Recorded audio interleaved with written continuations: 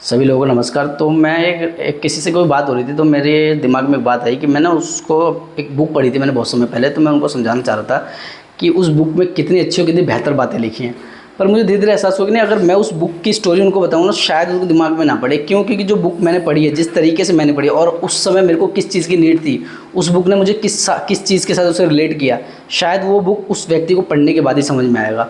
तो कहने का ये मतलब ना, हम ना किसी को बताने से नहीं समझा सकते।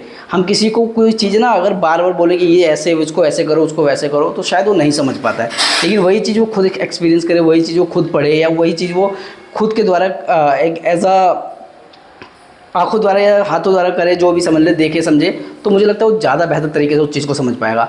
आप कितना भी किसी को ज्ञान दे लो, आप किसी को कितना भी कुछ बता लो, कई चीज़ें ऐसी होती हैं जो उसको खुद ही एक्सपीरियंस करने के बाद ही उससे रिलेट कर पाता है कि हाँ वो चीज़ ऐसी है। तो कहने का एक सिंपल सी बात है, आप हर किसी को ना एक ज्ञानी बन के किसी को अपनी बातें मत थोपने की कोशिश करो, ठीक है। अगर किसी को समझ में आता है, एक वो लफ्ज़ में ख़त्म कर दो। अगर समझ में आता है और वो इंटरेस्टेड होगा तो आपसे अपने आप पूछेगा, नहीं इंटरेस्टेड होगा तो कोई अगर रेफरेंस दे सकते हो, उससे रिलेट वो कर सकता है तो ठीक है, नहीं तो कोई बात नहीं, आगे बढ़ो। क्या पता वो चीज़ उसके कितना काम आ जाए, क्या पता वो चीज़ उसके लिए कितनी इंपॉर्टेंट हो, शायद वो उस चीज़ को इग्नोरेंस में ख़त्म कर गया, छोड़ना है, बहुत ज्ञानी बन रहा है। मे भी इस चीज़ में हो सकता है। लेकिन आप अपनी तरफ से अगर किसी को कुछ कहना चाहते हो तो कह के आगे बढ़ो, ये मत सोचो कि क्या, कैसे, किसके लिए, क्या लिए। धन्यवाद।